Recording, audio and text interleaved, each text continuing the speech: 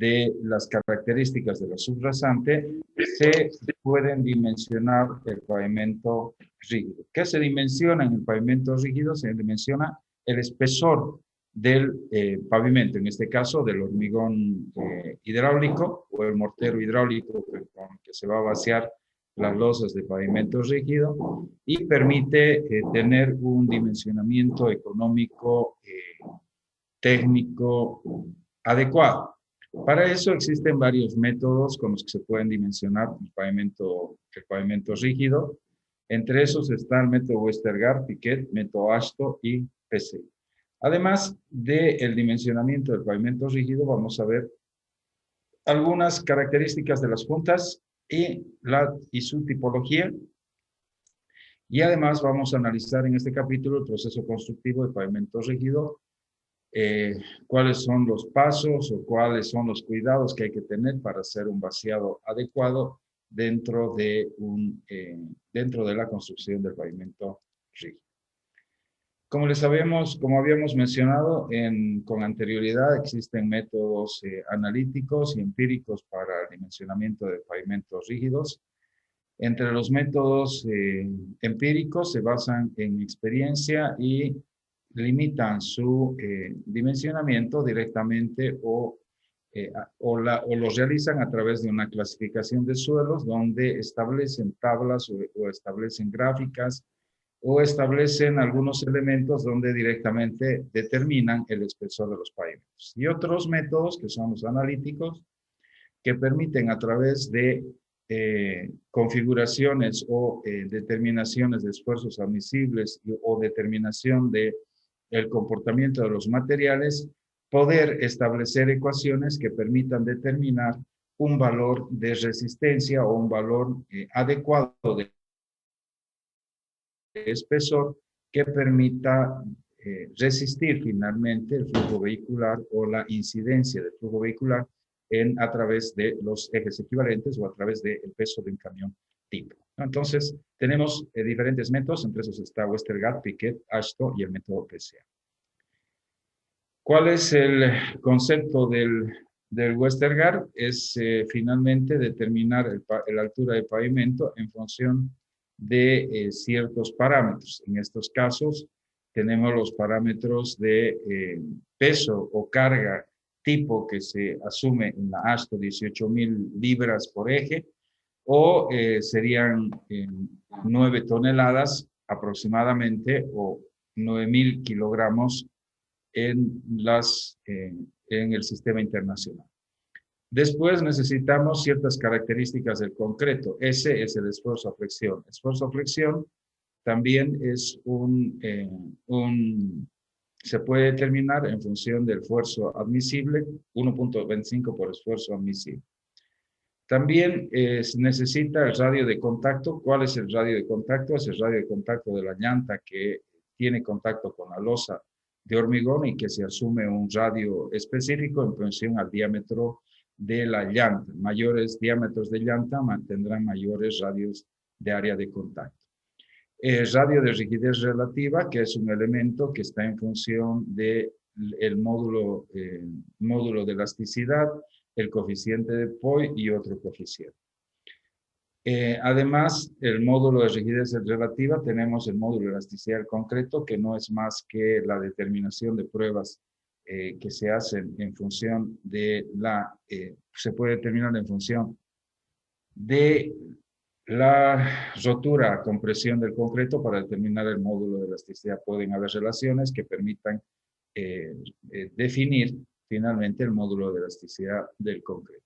Coeficiente Poisson, que normalmente es 0,15, y módulo de reacción de la subrasante. Este módulo se lo determina fundamentalmente a través de una relación del CBR con el módulo de reacción de la subrasante. Es decir, que este módulo depende fundamentalmente de las características de la subrasante o el terreno de fundación en las que se trabaja. Entonces, la fórmula que se utiliza es directamente esta, y que por iteraciones se puede determinar finalmente el espesor de la losa teniendo todos los otros parámetros que son conocidos, como el peso, como la características de la losa y las características de la subrasante.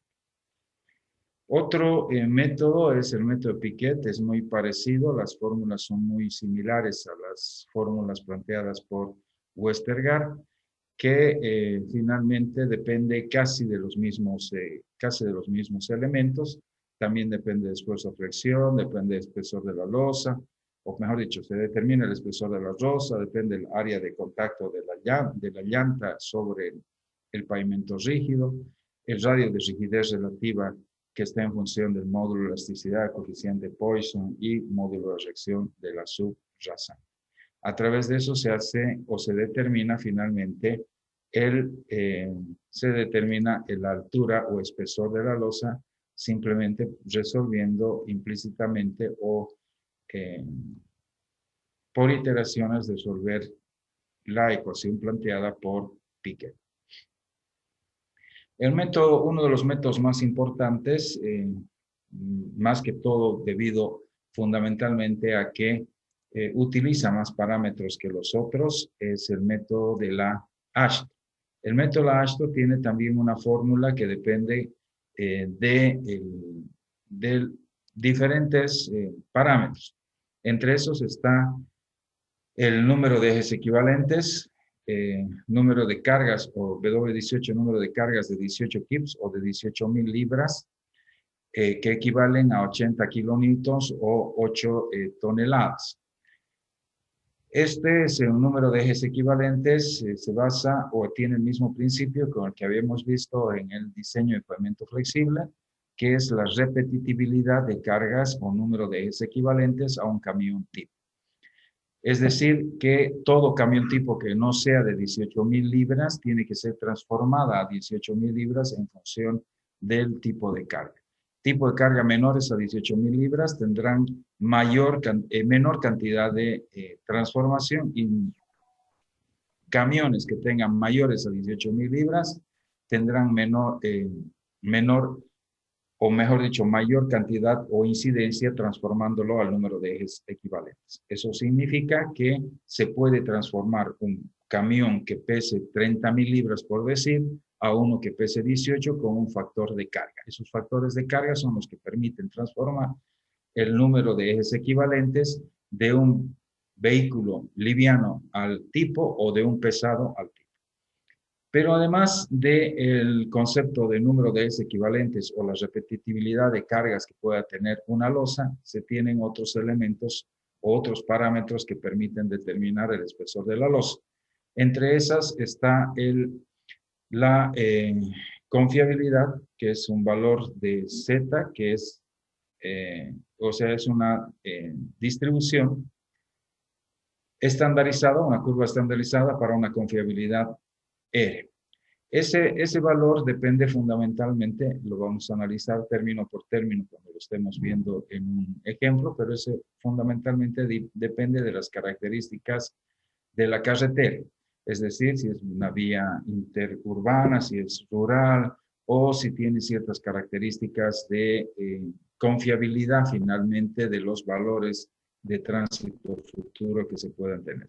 Desviación estándar de todas las variables es un valor estadístico que permite determinar o estimar con mayor certidumbre los valores de espesor que se pudieran determinar en el futuro o los valores de tránsito futuro que se pudiera determinar a través de las consideraciones que se hacen para el diseño.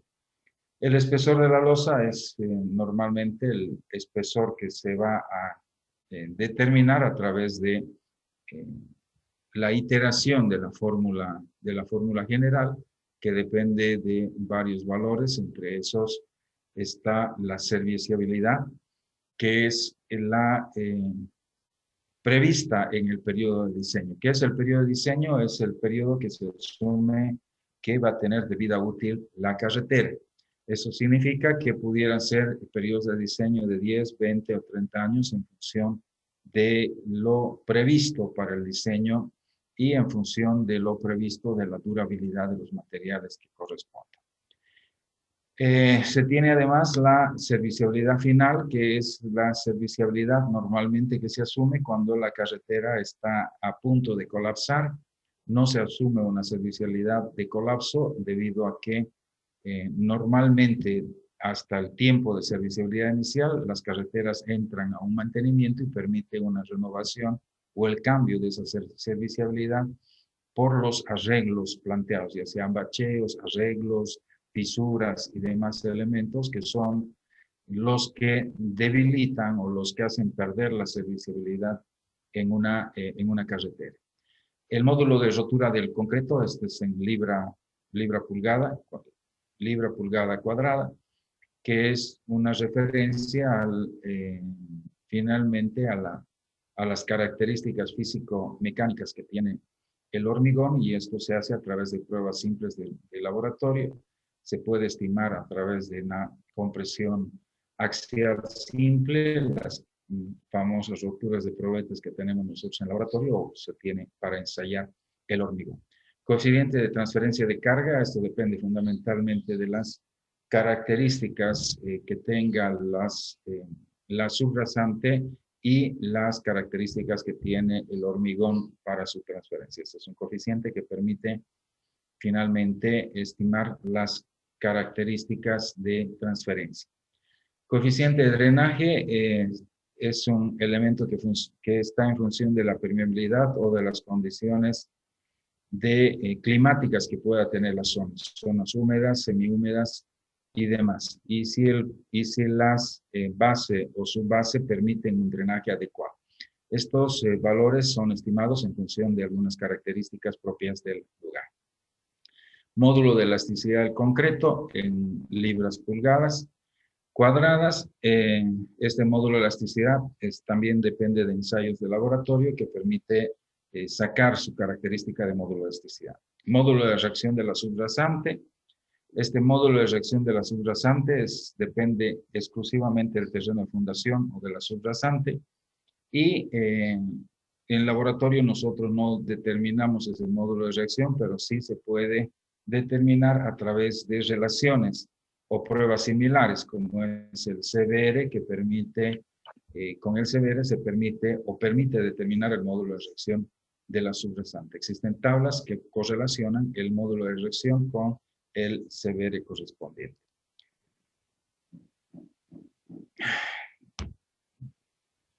Estos han sido los métodos. Luego vamos a ver, la siguiente clase vamos a ver algunos ejercicios. Referente a resolución pavimento de rígido o la estimación de espesores mediante el método ASTO, método Piquet y método Westergaard. También tenemos algunas características que se utilizan para un pavimento rígido. Entre esos están la ubicación y colocación de juntas. ¿Qué característica o por qué es tan importante la colocación o la fabricación de juntas? Es fundamentalmente para que el pavimento no se raje o se fracture en los lugares debido fundamentalmente a los efectos de la temperatura. Ya habíamos visto en el capítulo anterior que no solamente es debido a la temperatura, existen otros factores como pueden ser los excesos de carga, puede ser la humedad en la subrasante o la humedad en el pavimento como tal. Entonces existen varios elementos que pudieran generar esfuerzos y generar fisuras en un pavimento rígido. Entonces, por lo tanto, se hacen diferentes juntas para evitar la fisuración o evitar la rotura del pavimento rígido como tal. En este caso tenemos juntas de contracción, con pasadores, vinculada y sin pasadores. Todas estas tienen ciertas características, una de las cuales este es con fierro liso, este es con fierro corrugado. Es decir, que el fierro liso permite normalmente entran en vainas y están engrasadas y permiten deslizarse el uno contra el otro. En este otro caso, el fierro corrugado se empotra directamente y todo el esfuerzo lo absorbe la barra, ya sea por tensión o compresión, y el tipo H, que es finalmente sin ningún pasador, una junta simplemente superficial en los diferentes paneles que se construyen en una losa de pavimento rígido. Tenemos también juntas de construcción que, como les indicaba, constructivamente se recomienda, bueno, además por el diseño de temperaturas o el diseño de fisuración por temperaturas, se pueden hacer juntas de construcción que permitan finalmente unir dos losas. Fíjense, estas son dos losas unidas, una vaciada en un tiempo, otra vaciada en otro tiempo, a diferencia del anterior. En las juntas de contracción, estas podrían fisurarse completamente y de forma irregular, en este caso de forma regular. Constructivamente se van vaciando tope a tope cada uno de los paneles o cada una de las losas que se construyen. Estos tipos de losas son de tope a tope, simplemente con su junta. Estos con pasador, fíjense, de fierro liso, y este con pasador de fierro corrugado. Estas de fierro liso también reciben el nombre de dovelas en su construcción.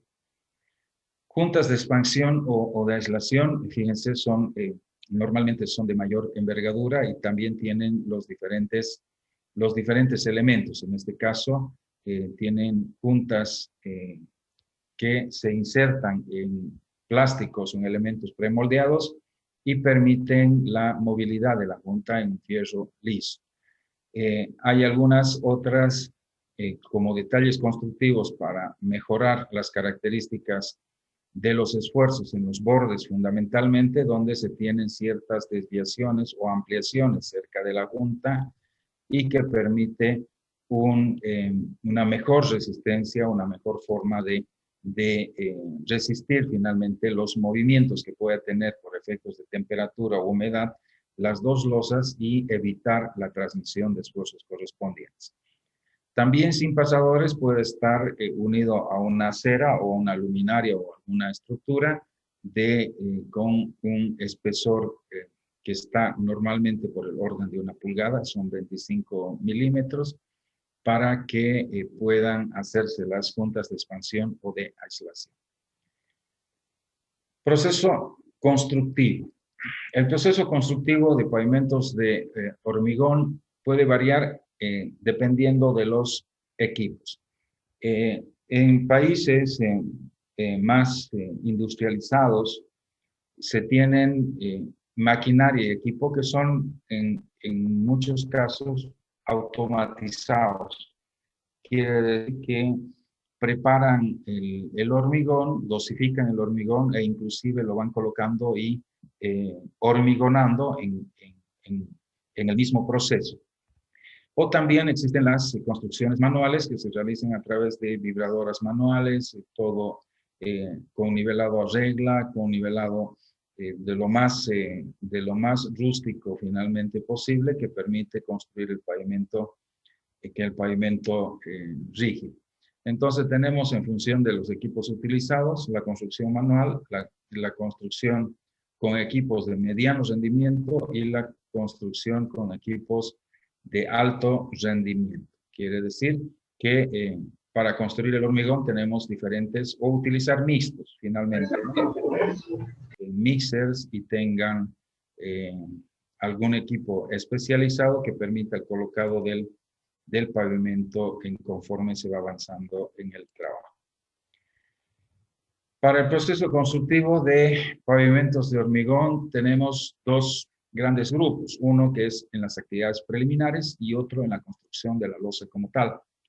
En las actividades preliminares tenemos la preparación de la subrasante, instalación de formaletas o encofrados, que se conoce en el medio, producción de concreto, transporte de concreto y descarga y distribución. Cada una de estas actividades finalmente tiene una especificación para que pueda ser construido adecuadamente. Ustedes saben que dentro de la ingeniería civil, toda construcción que se licita o toda construcción debe estar sujeto a especificaciones técnicas. ¿Qué son las especificaciones técnicas? No es más que instructivos de cómo debe de tener o de cómo debe de estar o de cómo debe de colocarse cada uno de los materiales que se están colocando en obras. Es decir, que la especificación técnica habla de la calidad y el procedimiento de colocado de cada una de las construcciones en obra. Estas son las actividades preliminares y la construcción de la losa también tiene actividades entre las cuales está la vibración, nivelación, terminado superficial, texturizado de la superficie, corte de juntas y sellado de juntas, que son algunas de las actividades que son necesarias para el proceso constructivo del pavimento rígido.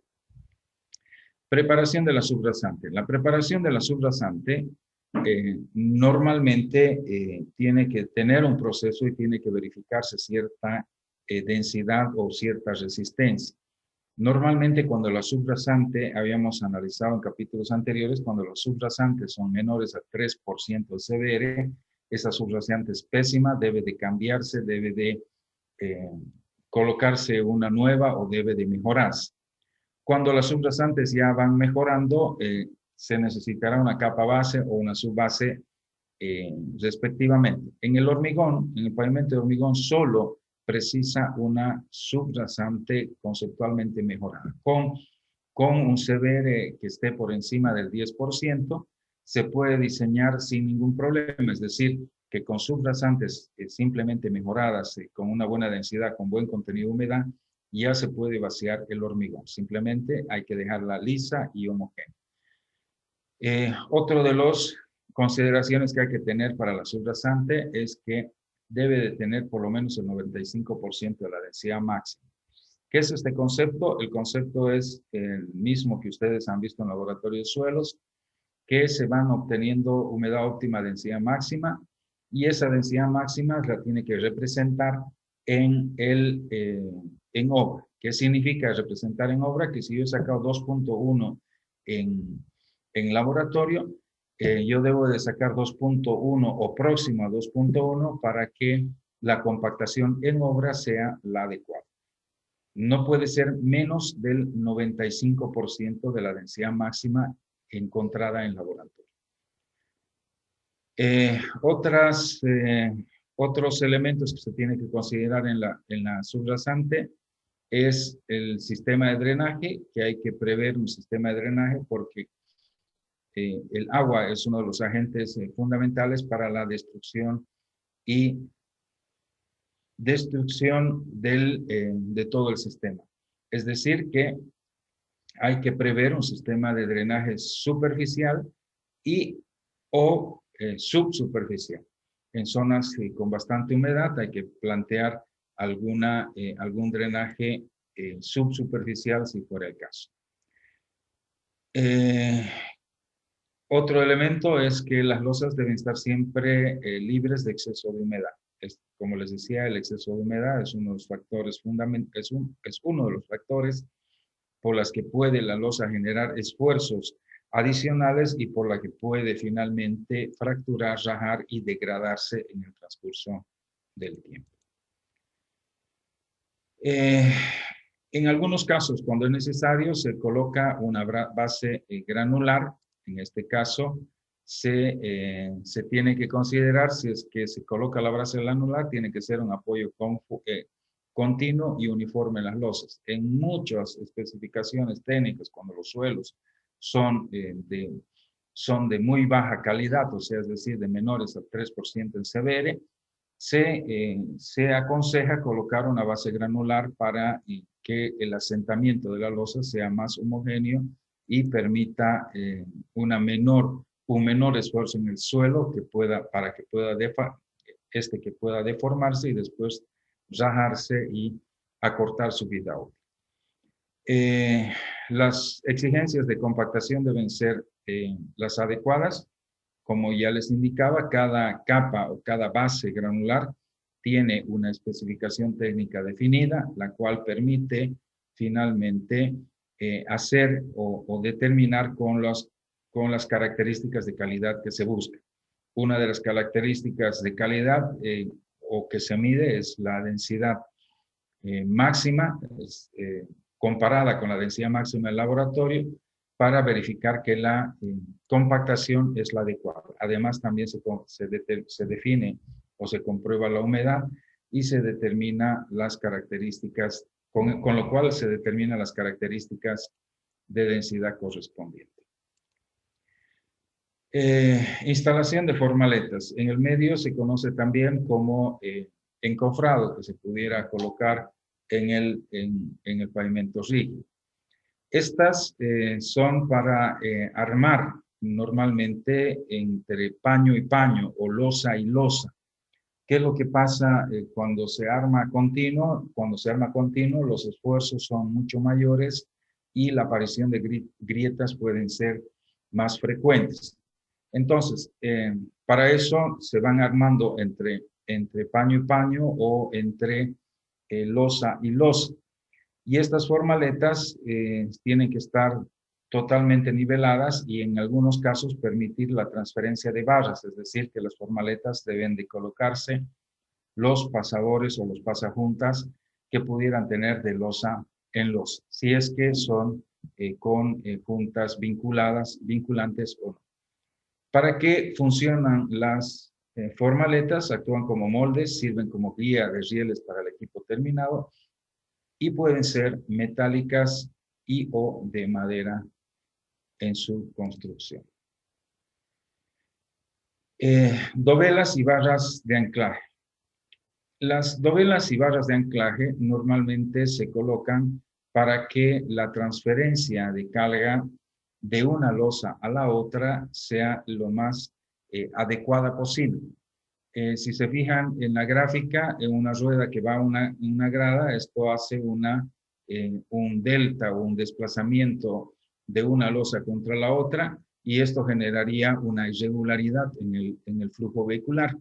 Entonces, para que no ocurra esto y además para que los desplazamientos o los hundimientos que tiene la losa no sean excesivos, es que se lo vincula a través de unas barras de anclaje o dovelas entre las losas. Eso significa que con la dovela correspondiente, la carga ya no soporta solamente una losa, sino soportan las dos losas y el desplazamiento que pudiera haber solo por una losa cuando no está vinculada, va a ser la mitad del desplazamiento cuando esté ya vinculado. Las dovelas y barras de anclaje normalmente permiten un adecuado, finalmente, una adecuada unión cuando nosotros colocamos dovelas que no están, cuando no están empotradas, normalmente con fierro liso y con una superficie engrasada. Entonces, ¿qué es lo que pasa o qué es lo que va a pasar con esto? Quiere decir que cuando las temperaturas cambien los volúmenes de las losas, esta pueda moverse sin generar un esfuerzo adicional y esté solamente para que resista los esfuerzos axiales o de corte que se van a presentar por la influencia del paso vehicular.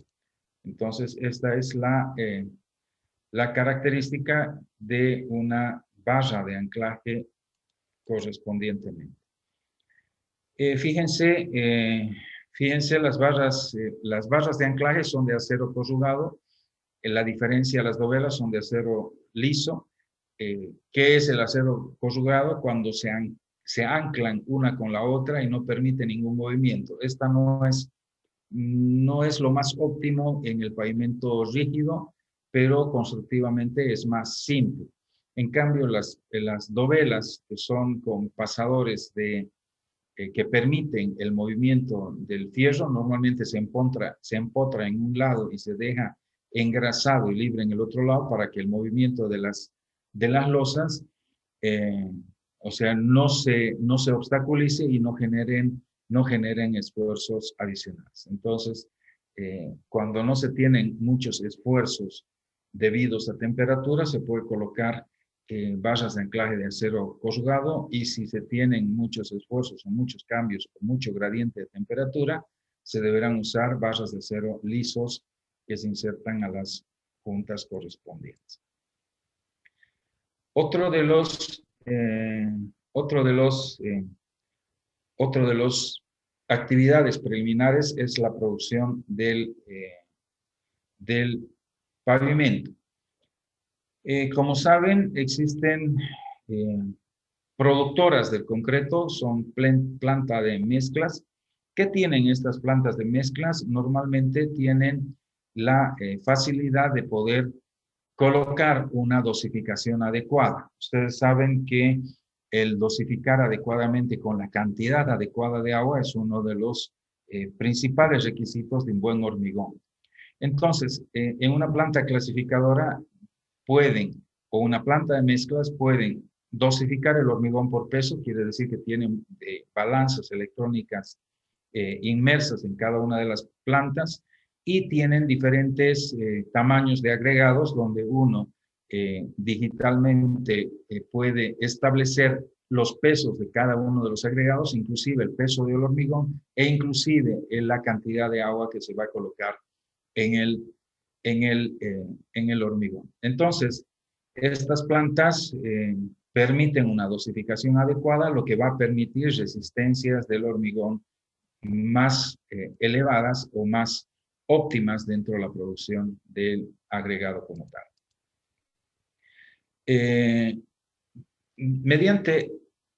Otro de las actividades preliminares antes de la construcción mismo de la losa es el transporte y descarga del concreto.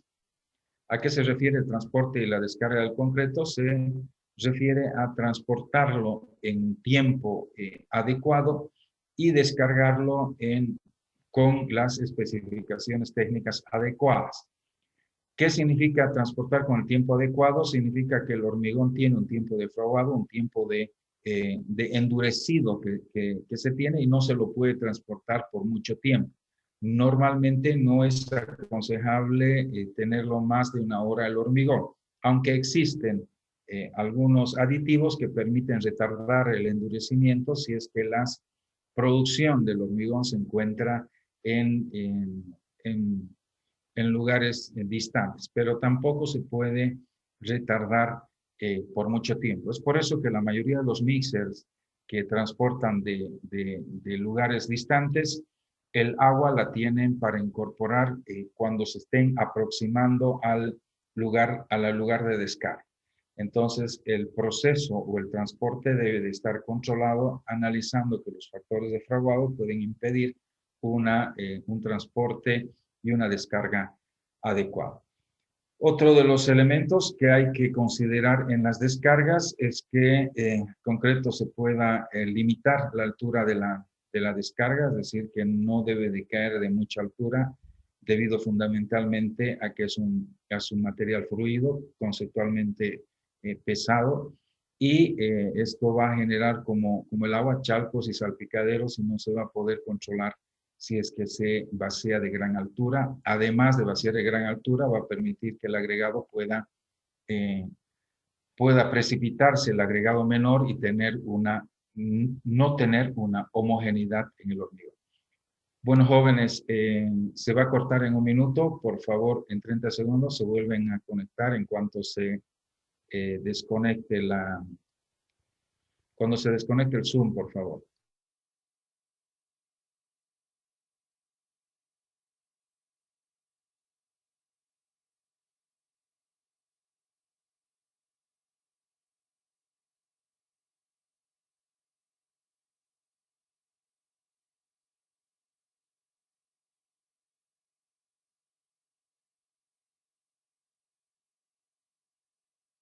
Las actividades preliminares, tenemos el transporte y descarga del hormigón, que hay que hacerlo de acuerdo a especificaciones técnicas, y tener ciertos cuidados en lo que son el limitar la altura de descarga, y recomendable descargar en franjas transversales completas y separadas regularmente para nivelar y vibrar adecuadamente el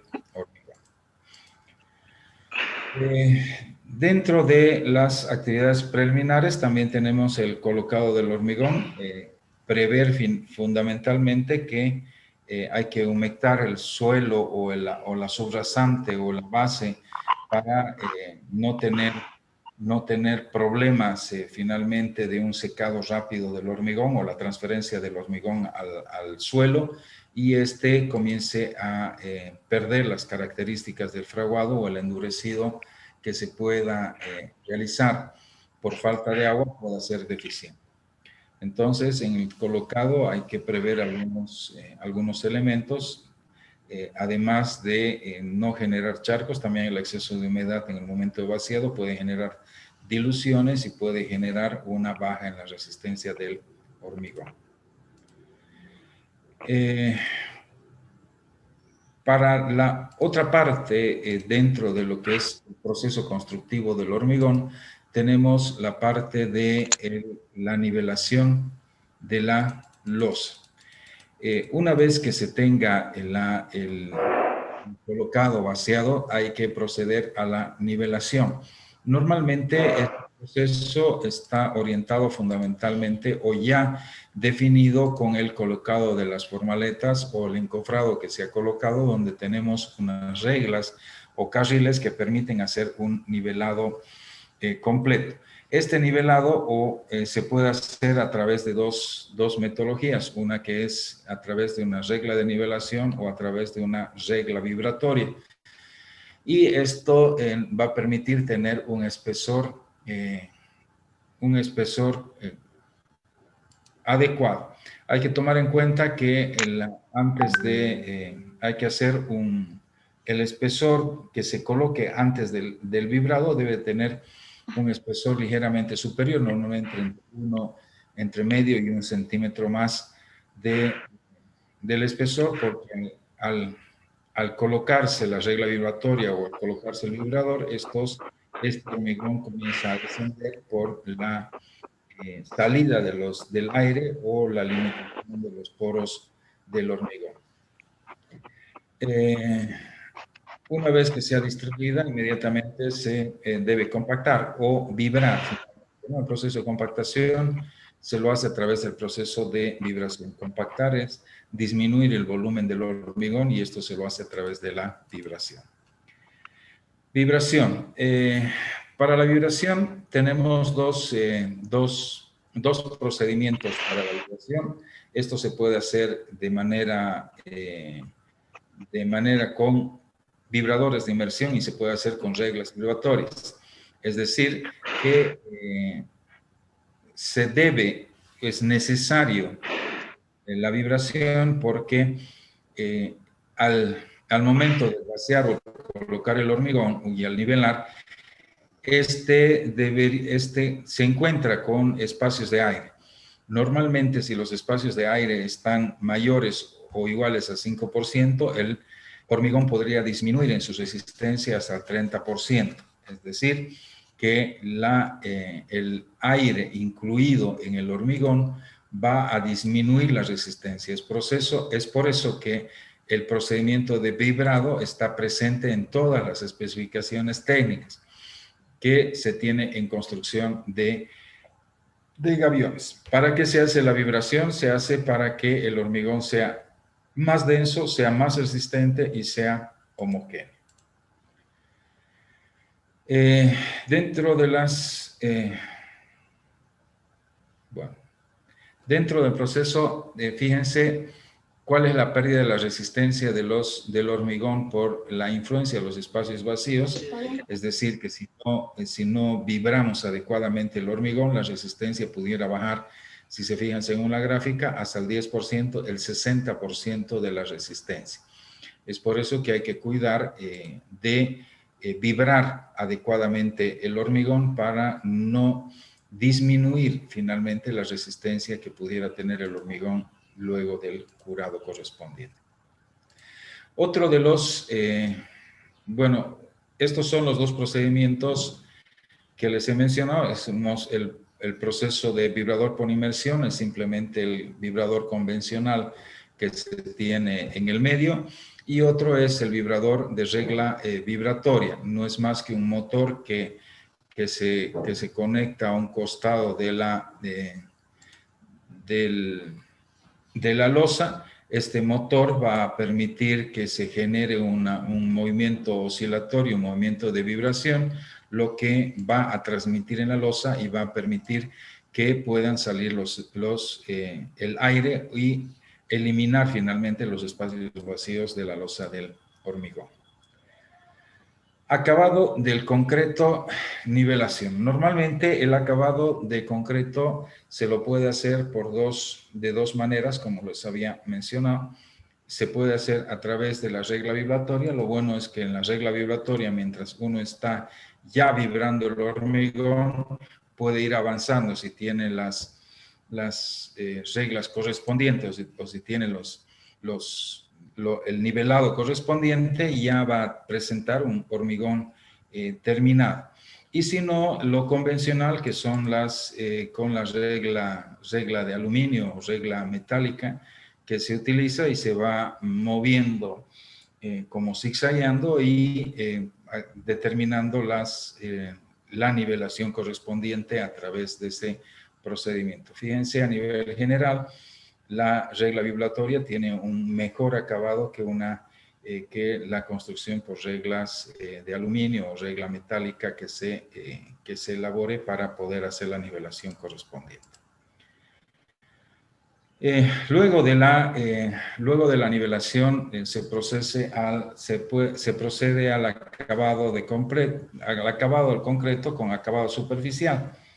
Este acabado superficial se lo puede hacer por uso de flota de aluminio o uso de llana metálica. Esto es para darle el acabado adecuado. Normalmente con el acabado de la regla o el acabado vibratorio siempre tiene ciertas perturbaciones y se hace adecuadamente a través de estos instrumentos. En nuestro medio se utiliza el frotacho para poder hacer, simplemente que estos instrumentos están con su palo más grande para poder tener un adecuado acabado finalmente. Una de las partes importantes ya en la construcción de carreteras es el acabado o el texturizado que debe de tener una losa. ¿Para qué se tiene el texturizado o acabado de la losa? Finalmente se tiene para evitar dos cosas: que se haya el deslizamiento, es decir, que la adherencia entre llanta y el pavimento que sea muy baja. Esto limitaría, digamos, a el frenado, donde el conductor que frene va a deslizarse si no hay la adherencia correspondiente o no hay la textura del hormigón correspondiente o el hormigón es muy liso. Entonces, y además para evitar el hidroplaneo. ¿Qué se hace para texturizar? Normalmente se tiene un peine industrializado con cerdas metálicas o peine o cepillo convencional, y esto permite mejorar las condiciones de drenaje, evitar el hidroplaneo y evitar que haya un deslizamiento muy fuerte en el pavimento. El acabado de la losa tiene estos instrumentos: el texturizado mecanizado y el texturizado de superficie. Estos son con cerdas metálicas que se van rayando a través de un guiador y que permite hacer el texturizado. Este texturizado es fundamental para evitar que haya deslizamientos o frenados que no tengan el control adecuado, es decir, que la adherencia no sea muy buena entre el pavimento y la llanta o el vehículo.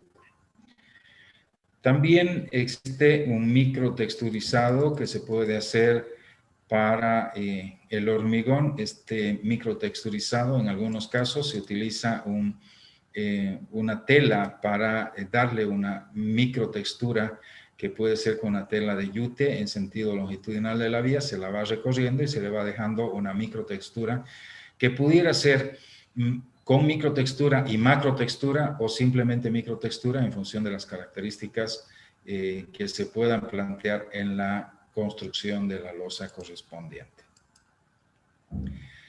Dentro del acabado del concreto, una de las partes también fundamentales es el curado del concreto.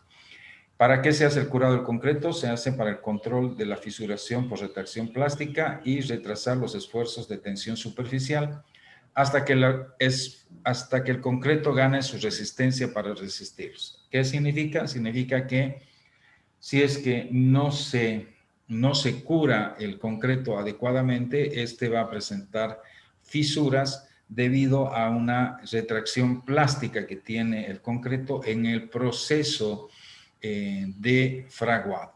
Entonces, normalmente el curado tiene que ser mínimo 24 horas, en muchos casos se tiene hasta 2 o 3 días de curado hasta que el hormigón alcance una resistencia adecuada y no se fracture fácilmente por falta de humedad o por las diferencias de temperatura que pudieran tenerse en el transcurso del día. Entonces el curado va a permitir que el fraguado del hormigón sea lo más adecuado posible.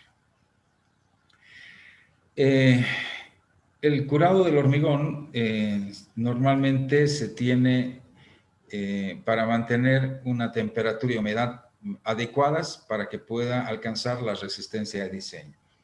Debe aplicarse cuando desaparezca el agua libre en la superficie, es decir, ya se va perdiendo el brillo, ya se lo nota seco e inmediatamente luego hay que humedecerlo para que no comience a generar fisuras. Existen varios métodos de curado de las losas.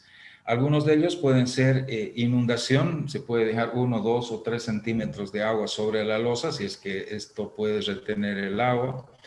También puede colocarse arena o sacos. En algunos casos se coloca 1 o 2 centímetros de arena y sobre la arena se vierte el agua. Esto se hace fundamentalmente porque la arena va a retener el agua y va a mantenerse más tiempo húmedo. Cuando se riega normalmente superficialmente, esta agua se riega y a la media hora, a la hora, ya se ha evaporado y ya se tiene que volver a humedecer. Pero cuando se inunda o se coloca arena o sacos humedecidos, esto no hay que hacerlo tan repetitivamente, se puede hacer uno o 2 veces al día y con esto el agua se mantiene y el fraguado es lo más adecuado posible. También se puede colocar plásticos, normalmente se lo cubre, esto fundamentalmente evita la evaporación y queda húmedo debajo del plástico, lo que permite un fraguado adecuado. Aplicación de curadores de membrana, etcétera. Estos curadores, hay inclusive curadores químicos que se rocean y evitan la evaporación y favorecen el fraguado adecuado en el hormigón. Dentro de la construcción de la losa tenemos las corte de las juntas. Las losas, como habíamos visto en anteriores imágenes, se pueden vaciar continuas, o sea, de uno solo todo, y se puede colocar una platina, es decir, una regla, un espaciador o una barra metálica finalmente que pueda tener la separación adecuada o sea, se puede hacer el corte con disco. Esto es en el caso que uno haya vaciado el hormigón en un periodo finalmente, o sea, lo haya vaciado todo en una plataforma larga, continua, sin haber previsto de haber vaciado por losas o por paños. En muchos casos lo que se hace es vaciar por losas y por paños. Ya les había indicado que eso mejora o favorece que la transmisión de esfuerzo sea más adecuada y favorezca finalmente a que la losa no se encuentre con esfuerzos adicionales por la temperatura innecesarios y solamente resista las cargas de diseño. Pero si es que no se ha hecho, también existen procedimientos de elaborar, digamos, continuo, y una vez que se vacía se colocan esas regletas o la platina en medio con unos jaladores de tal manera que se engrasa toda la parte de la platina. Luego que comience el proceso de fraguado, puede ser al día o puede ser a las 12 horas, eso se saca la platina. Y o finalmente, si no se ha hecho la platina, se puede hacer, luego que se ha vaciado continuo, se hacen los cortes con una amoladora o con corte o con un disco de corte, de tal manera que se van dimensionando finalmente las losas que van a evitar que se fracture el hormigón por donde le dé la gana. O sea, la idea es que las fracturas que se hacen con discos sean homogéneas y además estas estén protegidas con un sellante, que normalmente puede ser pavimento flexible o cemento asfáltico o algún otro material impermeabilizante en medio de las juntas. Y estas grietas, que si no, porque si se hicieran grietas en cualquier lugar, estas grietas permitirían el paso del agua, y el agua es uno de los elementos que más daño pueden hacer a la subrasante, y esta, al perder las características de resistencia, también hacen que el hormigón pueda deformarse, o mejor dicho, fracturarse y destruirse. El corte de las juntas normalmente pueden hacerse de lo sugerido entre 1/3 y 1/4 de la altura total de la losa. Normalmente puede hacerse de 3 milímetros hasta 30 milímetros en la parte inferior y en la parte superior, o sea, en la parte inferior de 3 milímetros y en la parte superior de 5 a 7 milímetros. Estas son, y se puede hacer en dos partes: un ensanche superior de 25 a 30 milímetros y el corte inicial, que puede ir de 1/3 a 1/4. Si la losa, por decir, es de 10 centímetros, se tiene que entrar al menos 1/4, que sería 2.5 centímetros en la altura total de la junta correspondiente. Estas juntas luego son rellenadas con, como les decía, algún impermeabilizante, que puede ser cemento asfáltico o algún otro. El sellado de las juntas. Para el sellado de las juntas se tiene ciertos procedimientos también. Entre esos está el corte de la junta, limpieza con aire a presión, colocado de la trilla y respaldo, colocación de sello, que puede ser poliuretano o silicona. En nuestro medio les indicaba que utilizamos directamente cemento asfáltico, que es muy parecido al poliuretano, pero también puede ser silicona para poder sellar las juntas correspondientemente. Este es el tema número 7. Queda pendiente todavía algunos ejercicios de aplicación del diseño de pavimentos, que los vamos a ver la siguiente clase. ¿Dudas, consultas, preguntas?